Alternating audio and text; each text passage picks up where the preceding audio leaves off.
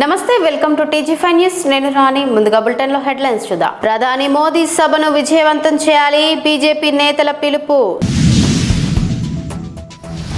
అర్ధరాత్రి మహిళా కమిషనర్ సంచలన ఆపరేషన్. కొనుగోలు కేంద్రం వద్ద మక్క రైతుల కన్నీటి కథ. సంగారెడ్డి అడిషనల్ కలెక్టర్గా టిఎల్ సంగీత బాధ్యతల స్వీకరణ. వర్ధన్నపేటలో వడ్ల కొనుగోళ్లు ప్రారంభించాలంటూ రైతుల ఆందోళన. ప్రధానమంత్రి నరేంద్ర మోదీ ఈ నెల 10వ తేదీన తెలంగాణ రాష్ట్రానికి విచ్చేస్తున్న సందర్భంగా బీజేపీ శ్రేణులు సభ ఏర్పాట్లను వేగవంతం చేస్తున్నాయి. తెలంగాణ బీజేపీ శాఖ ఆధ్వర్యంలో నిర్వహించనున్న భారీ బహిరంగ సభను విజయవంతం చేయాలని కోరుతూ మహేశ్వరం నియోజకవర్గ బీజేపీ కార్యాలయంలో సన్నాహక సమావేశం నిర్వహించారు. రంగారెడ్డి జిల్లా ప్రధాన కార్యదర్శి దేవేందర్ రెడ్డి ఆధ్వర్యంలో జరిగిన ఈ సమావేశానికి చేవెళ్ల ఎంపీ కొండ విశ్వేశ్వరరెడ్డి, జాతీయ కౌన్సిల్ సభ్యులు గుజ్జుల ప్రేమేందర్ రెడ్డి, బీజేపీ రాష్ట్ర ప్రధాన కార్యదర్శి వీరేందర్ గౌడ్, జిల్లా అధ్యక్షుడు పంతంగి రాజ్భూపాల్ గౌడ్, మహేశ్వరం నియోజకవర్గ ఇన్ఛార్జ్ అందల శ్రీరాములు తదితరులు హాజరయ్యారు. శ్రీ నరేంద్ర మోడీ గారు మే 10 సాయంత్రం 4 గంటలకు పరేడ్ గ్రౌండ్స్లో వారు ప్రసంగిస్తారు. పెద్ద బహిరంగ సభ భారతీయ జనతా పార్టీ ఏర్పాటు చేసింది. అందరూ పాల్గొని దాన్ని జయప్రదం చేయమని చెప్పి సవినయంగా మేము విజ్ఞప్తి చేస్తున్నాం. ముఖ్యంగా ఆ యొక్క ప్రధానంగా తెలంగాణ వికసిత్ తెలంగాణ, వికసిత్ భారత్, వికసిత్ తెలంగాణ కోసం, వికసిత్ భారత్ కోసం భారతీయ జనతా పార్టీ, మోడీ కోసం, దేశం కోసం నరేంద్ర మోడీ, మోడీ కోసం మనం అనే పేరుతోని మేము ఈ యొక్క విషయాన్ని ప్రజల్లోకి తీసుకెళ్తున్నాం. తెలంగాణలో కాంగ్రెస్ ప్రభుత్వం పూర్తిగా వైఫల్యం చెందింది. అసలు 10 ఏళ్ళు పట్టింది బీఆర్ఎస్ ప్రభుత్వం ప్రజలలో ఆదరణ కోల్పోవడానికి. ఈ 2.5 సంవత్సరాలనే కాంగ్రెస్ ప్రభుత్వం తన యొక్క ఆదరణ కోల్పోయింది. అన్ని అబద్ధాలే, నోరిప్పితే అబద్ధాలు. చాతగాని దద్దమ్మ ప్రభుత్వం ఇది. అసలు రేవంత్ రెడ్డి అంత తుపాకీ రాముడు ఇంకోటి లేడు. ఆయనే ఎన్నికల ముందు సిబిఐ ఎంక్వైరీ పెట్టు, అసలు మన కాళేశ్వరంలో ఈయన అరెస్ట్ చేయాలి, ఇదైంది. తర్వాత ఇంకా మిగతా 10 ముచ్చట్లు చెప్పిండు. ఆయన ముఖ్యమంత్రి అయినాక ఆయనకు CBI enquiry BJP central government చేయడానికి 2 ఏళ్ళు పట్టింది ఆయనకు. అంటే ఎంత స్లో మనిషి ఉన్నాడు, ఏ విధంగా ఉన్నాడు అంటే తప్పించుకోవడం చాతగా. పైకి మాటలకు మాత్రం మేము బీఆర్ఎస్ అంటే మేము చాలా అది చేస్తాం, ఇది చేస్తాం, బీఆర్ఎస్ బీజేపీ ఒకటే అంటాడు. అరే మీకేమన్నా ఇది ఉందా అని నేను అడుగుతున్నా. మీ చేతిలో సర్వ హక్కులు ఉన్నాయి. హోమ్ మినిస్ట్రీ ఉంది, పోలీస్ ఉంది, సిఐడి ఉంది, అన్ని రకాల యొక్క యంత్రాంగం ఉన్నది. నువ్వు అరెస్ట్ చేయలేక చాతగాక ఇప్పుడు ఇన్ని రోజుల తర్వాత ఇప్పుడు ఇంకా సెంట్రల్ గవర్నమెంట్ చేస్తలేదా అంటావు. ఎందుకనంటే నరేంద్ర మోడీ వారు వస్తున్నారు ఇక్కడికి. వారు తెలంగాణకు అనేక రకాల అభివృద్ధి కార్యక్రమాలు ప్రకటించబోతున్నాడు కాబట్టి దాన్ని డైవర్ట్ చేయడం కోసం ఇటువంటి ఒక గాలి మాటలు మాట్లాడుతున్నాడు. రోడ్స్ కానీ, తెలంగాణలో రైల్వేస్ కానీ, తెలంగాణకు ఏదైతే తెలంగాణ ఏర్పడ్డప్పుడు ఇచ్చిన యొక్క హామీలను నెరవేర్చడంలో కానీ నరేంద్ర మోడీ గారి ప్రభుత్వం చాలా చురుకుగా ఉంది. 15 లక్షల కోట్ల రూపాయల విలువైన అభివృద్ధి కార్యక్రమాలను ఇప్పటికి తెలంగాణకు తీసుకురావడం జరిగింది. మీరేం చేసిండ్రు? మహిళలకు 2500 ఇస్తామన్నారు, ఏమైంది?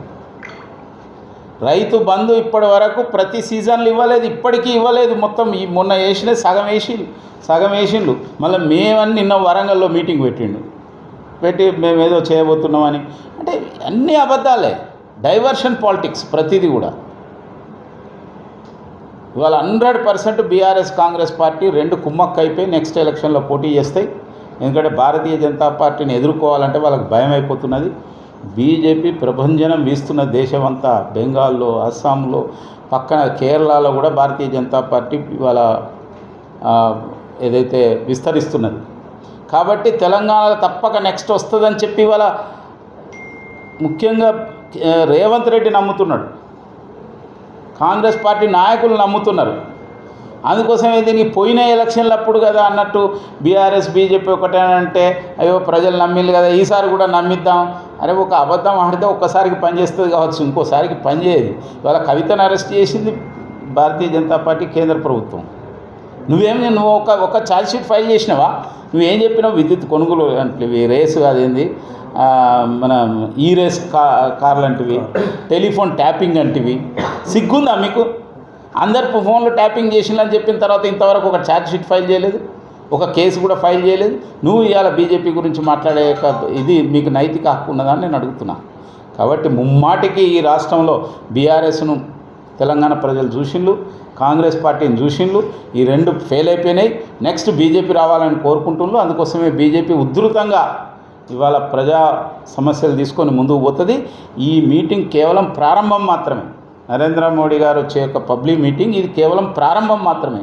ఇప్పటి నుంచి ఇంకా పెద్ద ఎత్తున ప్రజా సమస్యలపైన భారతీయ జనతా పార్టీ పోరాటం చేస్తుంది.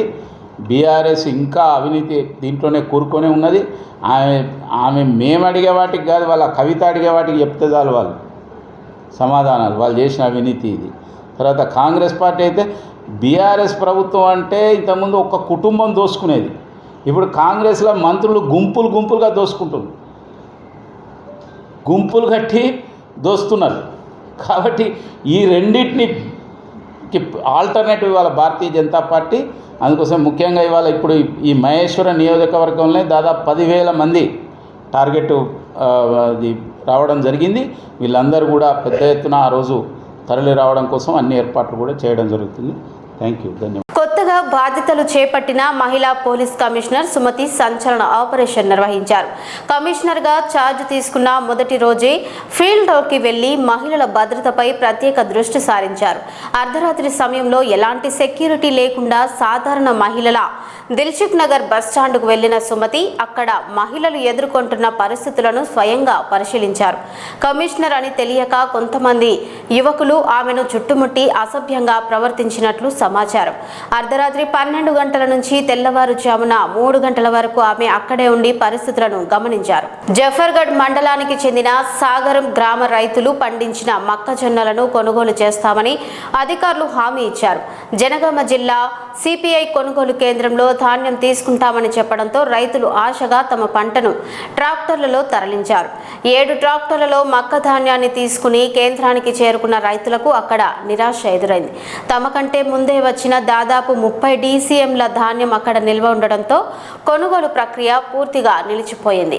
ధాన్యాన్ని ఎక్కడ నిల్వ చేయాలో స్థలం కూడా లేదని, వాహనాలు అందుబాటులో లేవని, బార్దన్ కొరత ఉందని అధికారులు సమాధానం చెప్పినట్లు రైతులు ఆరోపిస్తున్నారు. గోదాం స్టాక్ ఉన్నాయి, ఇక్కడ రావు అక్కడ రావు, ఈడిగో ఆడిపోయిన తర్వాత మళ్ళీ మాకు ఫస్ట్ మీది ఏ గ్రామం? మా సాగరం గ్రామం. సాగరం అంటే ఇక్కడ జఫర్గఢ్ మండలం. రైట్. ఈ ధాన్యం ఎక్కడ తీసుకుపోయి మొక్కలు ఎక్కడ తీసుకుపోయినరు?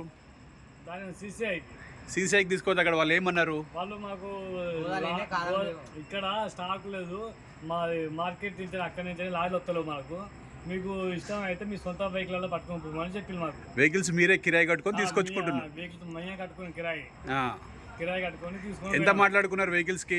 ఒక వెహికల్స్ ఒక రోజుకు 2,000 రూపాయలు చొప్పున. అది నష్టమే.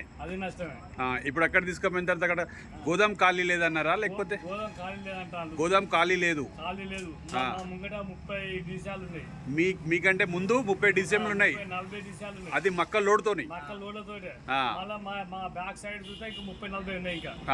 కానీ అటు ఇటు గోదాం ఖాళీగా లేవు, పర్మిషన్ లేదు. పర్మిషన్ ఇచ్చినా కానీ మేము తీసుకుంటాం, మీరు ఉంటే ఉండరు, లేకపోతే పోరా అంటే మేము మా ఇంటికి వస్తాం. ఇప్పుడు ఈ ధాన్యాన్ని ఇంటికే తీసుకుపోతారా? తీసుకుపోతాం. ఓకే. మరి సపోజ్ ఇప్పుడు ధాన్యాన్ని ఇంటికి తీసుకుపోతారు, మళ్ళీ ఎక్కడ వేసుకుంటారు మీరు? రాత్రి వర్షం పడదండి, రాత్రి వర్షం పడితే పాత్రలు అన్ని మళ్ళీ తెచ్చి ఓకే కలిసినాయి, ముద్దయింది. 4 రోజుల కంటే ఉప్పుడు కాదు, అన్నం లేదు, ఏం లేదు. అన్నం లేదు, నిద్ర కూడా లేదు. నిద్ర లేదు, ఏం లేదు. రాత్రి చలికి పడ్డాం. ఇప్పుడు మార్కెట్ పోలేదా మీరు? గన్పూర్లో మార్కెట్ ఉంది కదా? గన్పూర్ పోలేదు, మళ్ళీ మాకు జనగాం మార్కెట్ మళ్ళీ పంపినాడికి. నేనేమంటున్నంటే ఇప్పుడు మీకు జఫర్గఢ్ కదా, సాగరం కదా, గన్పూర్ మార్కెట్ మీకు దగ్గర ఉంటాయి కదా, అక్కడికి ఎందుకు తీసుకోపోలేదు? ఎవరికి అనుమతించిండ్రు? నేనేమంటున్నా, సీసీఐ పక్కన పెట్టండి. జఫర్గఢ్ కేంద్రం సీసీఐ వాళ్ళకి ఇచ్చిండ్రు, మిమ్మల్ని అక్కడ రెఫర్ చేశారు, అక్కడ బొమ్మని చెప్పిండ్రు. సరే, ఇప్పుడు మీరు టోటల్గా మీరు ఏం చెప్పదలుచుకున్నారు ప్రభుత్వానికి కానీ? ఇప్పుడు ఇక్కడ కొంచెం స్థానిక ఎమ్మెల్యే ఉన్నాడు కదా, కడియం శ్రీహరి స్థానిక ఎమ్మెల్యే కదా, అతనికి మీరు ఏం చెప్పదలుచుకున్నారు? ఏం చెప్పండి, మా నష్టపరం మొత్తం నష్టమైంది. ధాన్యం కొనుగోలు 10 రోజుల కాంచని 10-20 లోడ్ పడ్డది, 20 రూపాయలు నష్టమైంది. ఓకే, ఇప్పుడు ఇప్పుడు నేను దారి పొంట పోతున్నా కాబట్టి మీ అవస్థ చూసి నేను ఆగిన. ఇప్పుడు మీకు తిండి లేదని చెప్పి అక్కడ ఒక రైతు చెప్పిండు, ఈ ట్రాక్టర్లు మేము వేసుకొని పోతున్నాం అంటే మీ బాధ చూడలేక ఈ ట్రాక్టర్లు వీడియో తీసుకొని నేను వచ్చిన. ముందు ఇంకా దీనికంటే ముందు వెళ్ళిపోయినాయా? ఓకే, ఇంజన్ పొగరెళ్ళి అందుకే ఎట్లని ఆగిన ఇక్కడ. ఓకే ఓకే, మళ్ళీ బండి ఇంజన్ వేడే దాంట్లోకి వెళ్ళి పొగలు వస్తే ఓకే. ఇప్పుడు దీన్ని బట్టి ఏంటంటే మీకు తిండి నిద్ర ఏది లేకుండా ప్రభుత్వం తీసేయాలి అసలు లెక్క అయితే. ఓకే, ఇన్ని రోజులు రైతు వల్ల రైతు అన్ని పోవు కదా, ఈ పంట నష్టం మీద మొత్తం మాకు చాలా వెయిట్ చేస్తాను మొత్తం మా మీద. ఓకే ఓకే, చేస్తాను. ఒడ్లు కూడా కొనట్లేదా?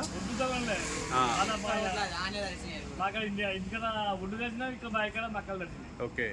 సంగారెడ్డి జిల్లా రెవెన్యూ అడిషనల్ కలెక్టర్గా టిఎల్ సంగీత బాధ్యతలు స్వీకరించారు. ఈ సందర్భంగా కలెక్టరేట్ కార్యాలయంలో అధికారులు సిబ్బంది ఆమెకు స్వాగతం పలికారు. అనంతరం రెవెన్యూ శాఖ అధికారులు మర్యాదపూర్వకంగా కలిసి పుష్పగుచ్చాలు అందజేసి శుభాకాంక్షలు తెలిపారు. బాధ్యతలు స్వీకరించిన తర్వాత అధికారులతో టిఎల్ సంగీత పరిచయం చేసుకుని జిల్లా పరిపాలనపై చర్చించారు.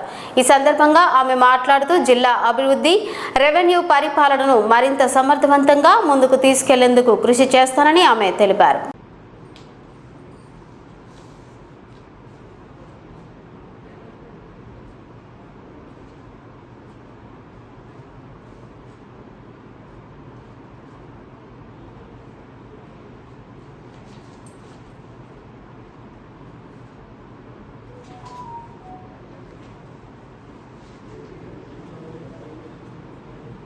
వరంగల్ జిల్లా వర్ధన్నపేట మండలంలో రైతులు రాస్తారోకో చేపట్టారు.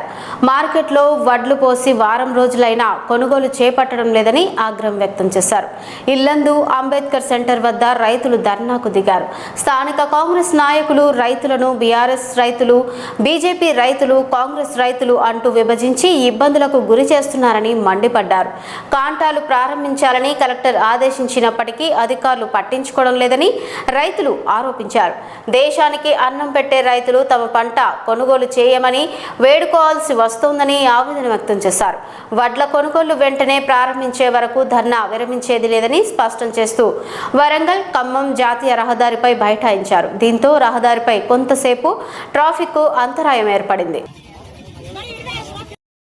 ధర్నా కార్యక్రమం చేపడానికి కారణమనగా గత 20 రోజుల క్రితం వర్ధన్నపేట మండలం ఇల్లంద గ్రామంలో కలెక్టర్ గారు పల్లెపాట కార్యక్రమానికి వచ్చినప్పుడు మార్కెట్లో మక్కలు కొనుగోలు చేయడం లేట్ అవుతుంది. మరి కుప్పలుగా పెరిగే మార్కెట్ మొత్తం దాదాపు 30,000 బస్తాలు మక్కలు మార్కెట్లో ఉన్నందున అలా పరిస్థితి బాగలేదు మేడం. దయచేసి మా రైతులందరినీ ఒక చూపు చూడండి. పరిస్థితి వర్షం పడితే ఆగమవుతున్న మాటను ఆమె తిరస్కరించకుండా మరి మాకు గౌరవించి రైతులను ఆదుకోవాలనే ఉద్దేశంతో మరి అదనంగా పండిన మక్కలు అవి కాంటా పెట్టేసరికి లేట్ అవుతుంది. మరి ఇక్కడనే కాంట్రిబ్యూట్ చేయండి మేడం అని చెప్తే కలెక్టర్ స్పందించి మరి మా సర్పంచ్ గారితో మాట్లాడిస్తే ఆ రోజు ఎంపీడీఓ గారితో సంబంధిత అధికారులతోటి మరి పూర్తిగా ఆడికి మరి యంత్రాంగాన్ని పంపించి చూసి అక్కడ రైతుల పేర్లు నమోదు చేసుకుని ఒక 5-6 రోజులలో ఐకేఎం సెంటర్ ఓపెన్ కాగానే మరి కాంట్రాక్ట్ ప్రయత్నం అని వాళ్ళు మాట ఇచ్చారు. ఆ మాట ప్రకారం మేము అందరం కూడా మళ్లీ కలెక్టర్ గారు ఒకసారి ఫోన్ చేసినా కూడా స్పందించి మరి మొన్న ఏదైతే బ్యారిక్లేర్ ఇచ్చి మరి ఒడ్లు పూర్తిగా 30-35 మంది రైతులు పేర్లు నమోదు చేసిన రైతులు, ఆ పేర్లు రాసుకున్న రైతులు అందరూ కూడా మరి ధాన్యం పట్టిన తర్వాత మరి సంబంధిత చైర్మన్ గాని వాళ్ళందరూ మమ్మల్ని పట్టించుకోకుండా మరి ఇక్కడ మార్కెట్కి వచ్చే మరి ఒడ్ల ధాన్యాన్ని మరి నిన్న భారతాను నిన్న వచ్చిన టీఆర్డీఏ పీడీ గారు వచ్చిళ్ళు స్పాట్ మరి కలెక్టర్ గారు వచ్చినప్పుడు కూడా ఈ విషయం చెప్పినాడు. మీరు ఎందుకు నిర్లక్ష్యం చెప్తారు? రైతుల మీద ఇంత నిర్లక్ష్యం ఎందుకు? ఏమన్నా అక్కడ అనుకోని పరిస్థితుల్లో వర్షాలు పడితే దానికి సంబంధించి మీరే బాధ్యత తీసుకోవాలని ఐకేపీ సెంటర్ వాళ్ళకి ఆదేశించడం జరిగింది. వాళ్ళు ట్రాక్టర్ల కాంటాలు వేయించి బార్దాన్ని వేయించి మార్కెట్ నుంచి ఇక్కడికి వచ్చిన తర్వాత కూడా ఒక 5 నిమిషాల్లో మళ్ళా చక్రం తిప్పి మరి చైర్మన్ గారే కావాలని ఆపినట్టు మాకు సమాచారం. ఖచ్చితంగా ఒక చైర్మన్ మీద యాక్షన్ తీసుకోవాలి. రైతులు వేసిన రాజకీయం ఇప్పుడు బాగుపడదు. ఖచ్చితంగా ఈ విధంగా మరి అధికారులందరూ ముక్కుమడిగా కలెక్టర్ నుంచి కింది స్థాయి గ్రామ అధికారిగా కూడా మరి మాట ఇచ్చిన తర్వాత చైర్మన్ గారు ఆపడానికి కారణమైంది. మరి వారికి ఈ రోజు కూడా ఫోన్ చేసిన చైర్మన్ గారికి ఫోన్ లిఫ్ట్ చేయలేదు. కలెక్టర్ గారికి నిన్న సాయంత్రం కలెక్టర్ గారికి ఫోన్ చేసిన వారు స్పందించి ఒక్కటే రింకు మరి ఫోన్ లిఫ్ట్ చేసి ఒక రైతు మాట్లాడితే ఫోన్ లిఫ్ట్ చేసి మాట్లాడిల్లు. డిప్యూటీ కలెక్టర్ గారు మాట్లాడిల్లు. నేను చెప్తా ఉన్నారు కానీ ప్రతిసారి కలెక్టర్ దగ్గర మేము మనం మాట్లాడలేము. ఎందుకంటే మన ఇళ్లన్నా ఊళ్ళో ఉన్న రైతు ప్రతిసారి మన ఫోన్ లేపారు. ఎందుకంటే ఎంత మంచిగా మాట్లాడే కలెక్టర్ గారు మరి లోకల్ చైర్మన్ గారు పట్టించుకోకుండా మనకి నిర్లక్ష్యం అయితే కరెక్ట్ కాదు. ఈ రోజు అదే భారతాను మన ఒకసారి చూపెట్టండి. అదే భారతాను మరి ట్రాక్టర్లు ఉన్నది, అయ్యే కాండాలు ట్రాక్టర్లు ఉన్నాయి. మరి ఆ ట్రాక్టర్ల భారతంతో కాండాలతోటి ఈ రోజు ఈ ధర్నా కార్యక్రమం చెప్పడం జరిగింది. ఈ రైతులందరూ కూడా మరి రైతులు కాదా, వీళ్ళు బ్రోకర్ల, వీళ్ళు దళారుల, మరి ఎందుకు ఈ ప్రభుత్వం ముండి వైఖరి? మేము ఎందుకు మరి సంబంధిత గవర్నమెంట్ కు మేము ఓట్లేయలేదా? మాకు ఎందుకు ఇంత రైతులను నిర్లక్ష్యం చేస్తున్నారు? దీని ఉద్దేశం మరి అధికారులు మాకు సమాధానం చెప్పాలి. అంతవరకు దాకా నిన్న ఇదే విషయం నిన్నే ధర్నా చేద్దాం అనుకున్నాం. సంబంధిత ఎస్ఐ గారికి గౌరవించను. సారు బాబు నువ్వు ఇట్లా ధర్నా చేయకుండా ఏమంటే నేను మాట్లాడుతున్నాను సార్, మీకు నన్నాలు పెడుతున్నా, మీరు మా సపోర్ట్ ఉంటే మేము ధర్నా చేస్తాం సార్. వర్షం వస్తే ఆగమవుతుంది. ఆల్రెడీ మొన్న వర్షం వస్తేనే పొలాలను ఒడ్లు మొత్తం ఇచ్చిపోసుకున్నావాడ. ఆ విషయం చెప్పిన తర్వాతనే కలెక్టర్ స్పందించారు. ఎస్ఐ గారికి కూడా ఇదే మాట చెప్పిన సార్ మా పరిస్థితి బాగాలేదు, వర్షం పడితే నిన్న తెల్లగడ చినుకులు పట్టి అది కూడా ఎక్కువ పడితే ఉంటే మొత్తం ఆగమైపోయే పరిస్థితి. మా పరిస్థితి ఇంత దారుణంగా దిగజారిపోయిన రైతులు మరి పంట పండించి ఎవరి కాళ్ళు పట్టుకోవాలి? మేము ఎవరిని బదిలాడాలి? ఎందుకు పండియాలి? మా ఇంటి మంది మేము పండించుకుని బతకలేమా? పూర్తి చేసుకుని బతకలేమా? మరి దేశానికి అన్నం పెట్టే రైతుకు ఇంత దీన పరిస్థితి ఎందుకు వచ్చింది? ఈ గవర్నమెంట్ నిర్లక్ష్యం ఎందుకు ఇట్లా అని ఈ రోజు ప్రశ్నిస్తున్నాను. దయచేసి రైతులందరూ ఇక్కడ చాలైన బతుక ఇక్కడనే మేము ఉంటాం. ఏ అధికారి వచ్చినా మాకు కాంటాలు పెడితే ప్రయత్నం చేస్తే ఇక్కడ అవుతాం, అంతవరకు కదిలేదు. దయచేసి ఎస్ఐ గారికి కూడా ధన్యవాదాలు చెప్తున్నా. వాళ్ళు మాట ఇచ్చిళ్ళు. దాని మీద నిన్న టీఆర్డీఏ పీడీ గారు వచ్చిళ్ళు.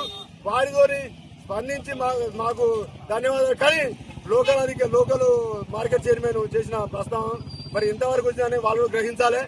అందరు అధికారులందరూ చెప్పినా కూడా ఇట్లా ఎందుకు చెప్తారని నాకే అర్థం కావడం లేదు. మరి రైతులందరూ నిన్న కాంటాయ్య లోడు వేయండి, యథావిధిగా రోజుకు 2 రోజులే పంపించండి, మేమందరం కప్పుకొని ధాన్యం జాగ్రత్త దాచుకుంటాం, ఎంత ఖర్చునా పర్లేదని టెంట్ వేయించినాం. అక్కడ ఎండ కొడతా టెంట్ వేయించినాం. టెంట్ ప్రతి కుప్ప టెంట్ వేస్తాం. మా జేబులోకి వెళ్ళి పైసలు పెట్టుకొని మీరు టెంట్ వేస్తాం. మీరు ఎవరు ఐకేపీ సెంటర్ వాళ్ళు ఇవ్వని అవసరం లేదు, అధికారులు గవర్నమెంట్ ఇవ్వని అవసరం. మా టెంట్ మీద కుప్ప ఇప్పుడు మీరు ఉన్నట్టే ఉండాలి. అదే కుప్ప మీద టెంట్ ఉన్నది. ఆ కుప్ప కాడి కాంటాలు పోయిన మార్కెట్ అందరికి వచ్చిండు. హమాలాలు కూడా వచ్చిన వాడికి వచ్చిన తర్వాత 1 నిమిషంలో మారింది మళ్ళా. అది దీనికి మరి ప్రెస్ వాళ్ళు కూడా సహకరించాలి. మా రైతులు విన్నట్టుంటే మేము కూడా పండించగలుగుతాం. లేకపోతే మా 10 గుంటలు మేము పండించుకొని మేము తిండి మందే పండించుకుంటాం అని. కానీ రైతుకు కండిషన్ దగ్గర ఇంతవరకు వచ్చింది.